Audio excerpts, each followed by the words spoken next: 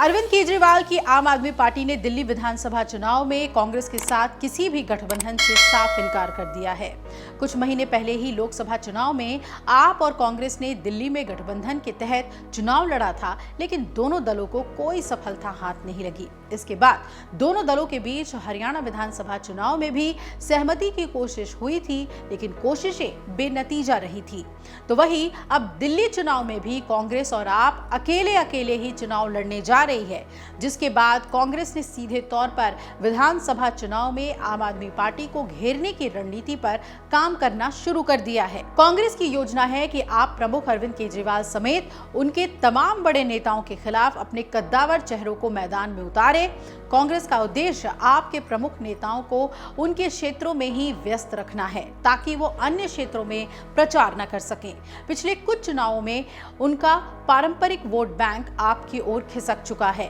कांग्रेस की रणनीति आपके प्रभाव को सीमित करने और अपने खोए हुए जनाधार को वापस पाने पर केंद्रित है। कांग्रेस नेताओं के अनुसार पार्टी के वरिष्ठ नेता संदीप दीक्षित को अरविंद केजरीवाल के खिलाफ नई दिल्ली से उतारा जा सकता है। संदीप दीक्षित के पास दिल्ली के विकास के अनुभव का मजबूत ट्रैक रिकॉर्ड है।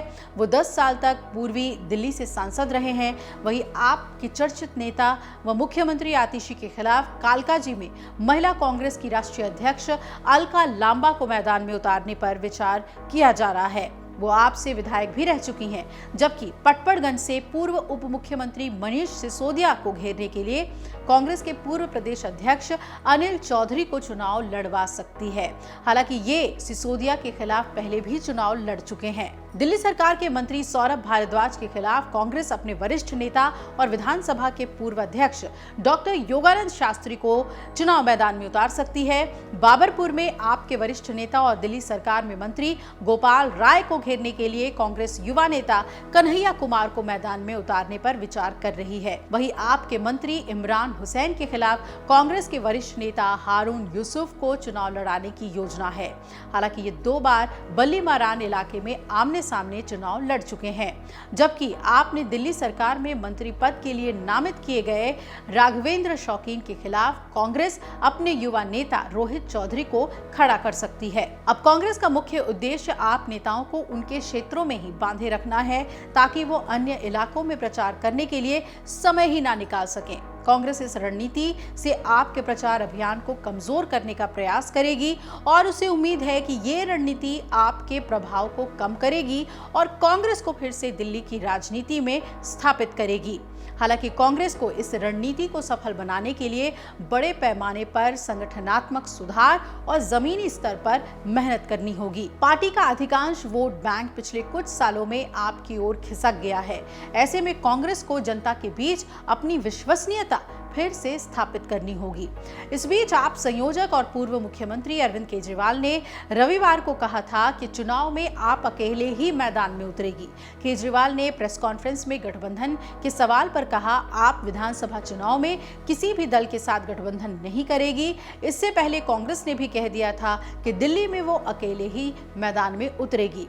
पहले ही आप 11 प्रत्याशियों के नाम की घोषणा कर चुकी है और इनमें हाल ही में बीजेपी और कांग्रेस छोड़कर आपके साथ आने वाले 6 नेता भी शामिल हैं।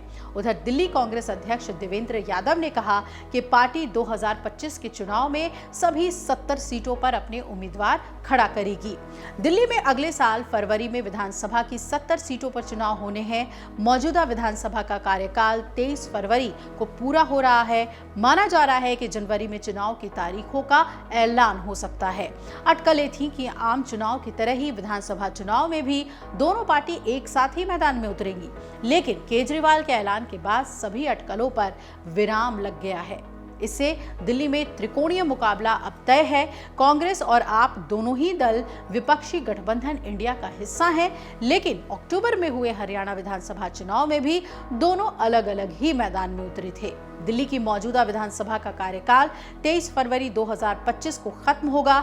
इससे पहले कभी भी चुनाव कराए जा सकते हैं और फिलहाल दिल्ली में आम आदमी पार्टी की सरकार है।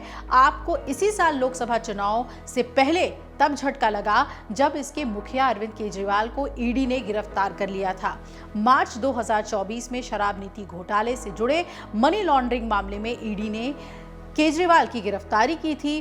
13 सितंबर को आम आदमी पार्टी के मुखिया केजरीवाल को सुप्रीम कोर्ट ने सशर्त जमानत दी।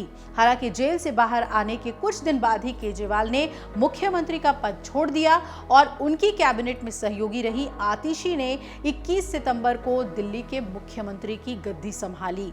वो दिल्ली की तीसरी महिला सीएम बनी हैं। अगर आप ये वीडियो YouTube पर देख रहे हैं तो हमारे चैनल को सब्सक्राइब कर बेल आइकन दबाएं और Facebook पर देख रहे हैं तो हमारे पेज को लाइक करें।